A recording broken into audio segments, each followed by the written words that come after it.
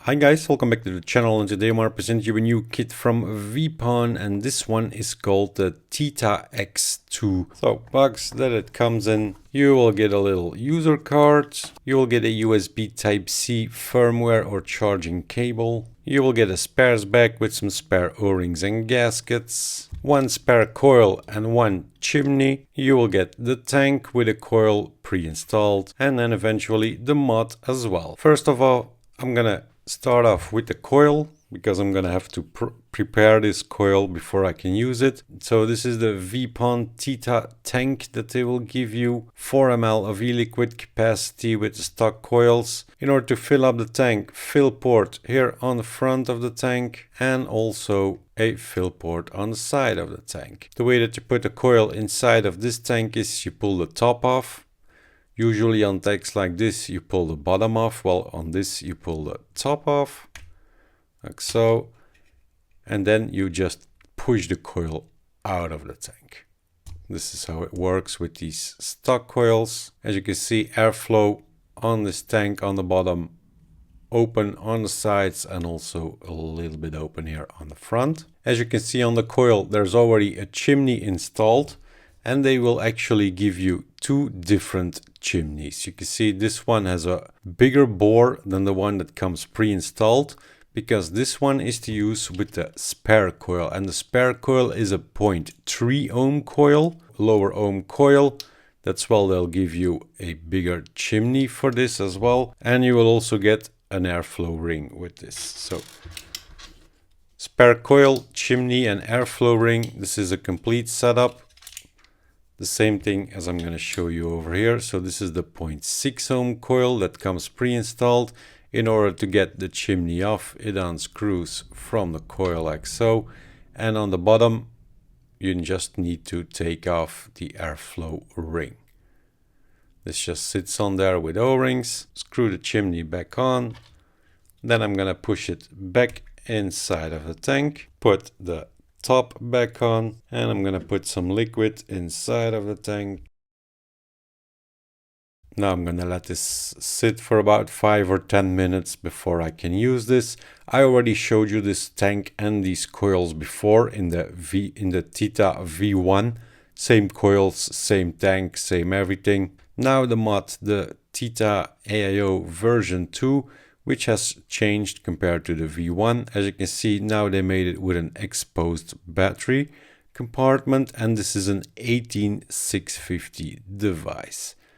It's marked here positive, negative, and on the top you've got this little cock. So you put your battery in and you use this cock to tighten up the battery contact. Let me do that. So drop a battery in, align the logo, and tighten down the little cock on the top. So now battery is tight in there. Your fire button is still on the side of the mod over here. On the top you will have a hybrid drip tip, so you can just use it like this, the complete drip tip setup. Or what you can do is take the drip tip out and use your own 5/10 on this. But if you want to tighten this nut, you're gonna have to need this drip tip, because you can see on the bottom there are some tabs on the drip tip, some cutouts inside of the nut. So in order for this to work, you need this drip tip. Over here you've got an adjustable positive contact on the bottom of the mod, Veepon Tita version 2. To take the panel off, you need to take this entire front panel off. Just pull it off. There's a tab on the bottom that needs to go in first before you can mount the panel back in place, like so. And when the panel is mounted, there is no play inside of this panel, which is a nice thing. Also airflow from the front.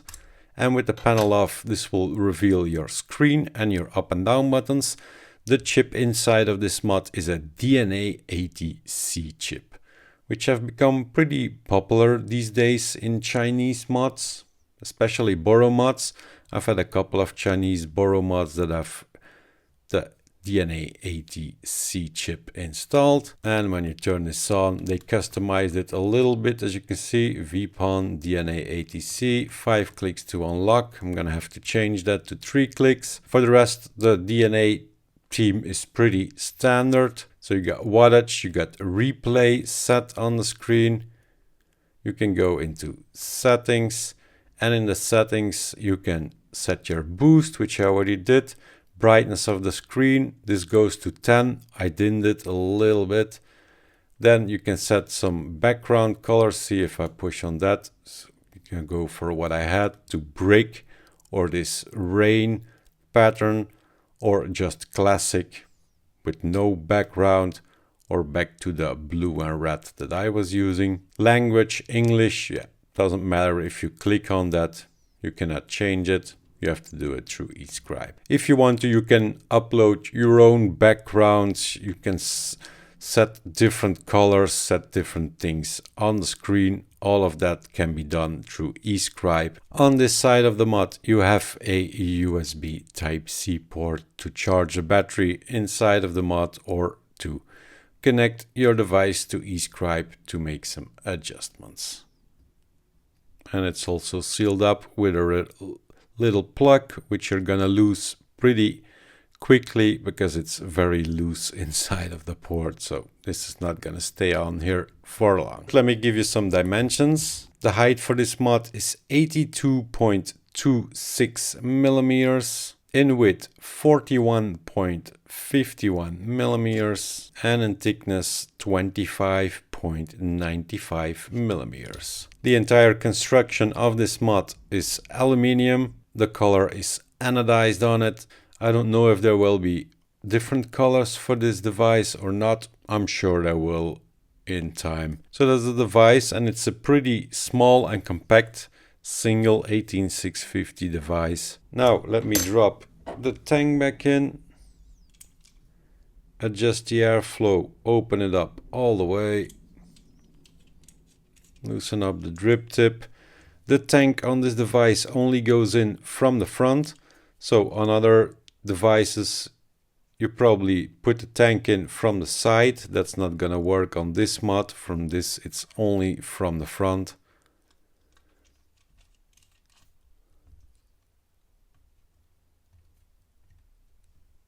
I've got the 0.6 ohm coil inside of here. See, 0.6 ohm. 32 watts might be a little bit too much. Let's go to 28 watts.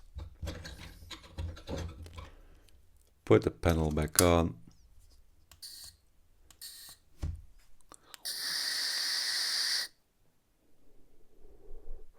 Yes, the coil is primed.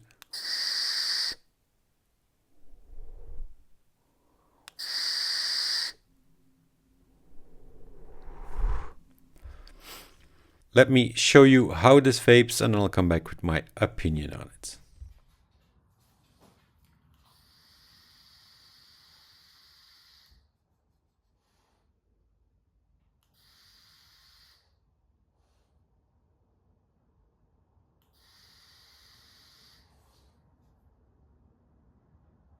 So here we are again. You saw me vape on this Tita AIO version 2 with the tank that comes with the mod and the provided coils. I'm using the 0.6 ohm coil that was pre-installed, vaping this at 28 watts. The flavor on these coils is okay, just okay in my opinion. I'm not gonna say that these Veepon coils are the best I ever had, because that's not true. In my book, they're just okay. As I said, I had them before in the V1 kit. It was the same tank, the same coils, so. But it's nice that they'll give you a tank and some coils with this kit. The mod by itself, it surprised me. I thought it was gonna be a lot bigger than it is, but it's not. It's a pretty small and compact mod for a single 18650 device with a DNA80c chip. So that's a good thing in my opinion. Now they made it with an open battery. The V1 had a closed off battery section. Yeah, you either like open battery compartments or you don't. It's as simple as that. If you don't like it, there's no point of complaining about it. Just look for another device.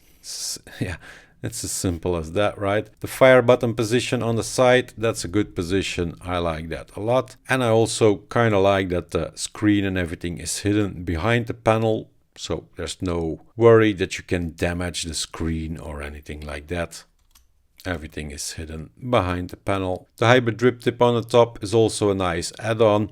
If you're a real Boro AIO user, then you probably have your own drip tips that you're gonna use. But it's nice that they'll give you this drip tip with it. Now that I got battery, tank, everything in and on it, 151 grams for this entire setup. So yeah, if you're in the market for a new Chinese-made Boro device with a good chip inside of it and a mod that's not too big in size, yeah, this is something for you to check out. This new Veepon Tita AIO version 2. For the rest, I think I pretty much told you everything about this kit. I'm gonna cut it off there. That was it for me, guys. And I will see you later. Take care. Bye-bye.